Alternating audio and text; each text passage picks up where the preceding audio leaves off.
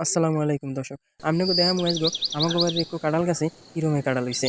চাইরোদিকে যেরমে কাঁঠালটি জ্বলছে মনে হয় যে দেখলেই খাইতে মন চায়। আহারে কি সুন্দর ঝুল্লি পড়ছে কাঁঠালটি চাইয়ে দেখেন।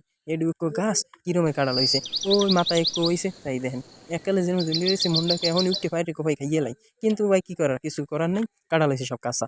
সবুরের ফল মিষ্টি হয় ময় মুরব্বিতে কয়। আর কয়দিন পর সবুর করলে বৈশাখ মাসে শেষ দিয়েই মনে করেন আম কাঁঠাল পাহা ধরে। এই এরপর তো মনে করেন খামু ইচ্ছে রকমের। খাইয়ে পেট দিমু বাসাইয়ে। আম্বেগো দাওয়াত পেলে আইয়েন আইলে হগলিরে কাঁঠাল খাওয়ামু ভাঙ্গে লগে আম পাইবেন ফ্রি।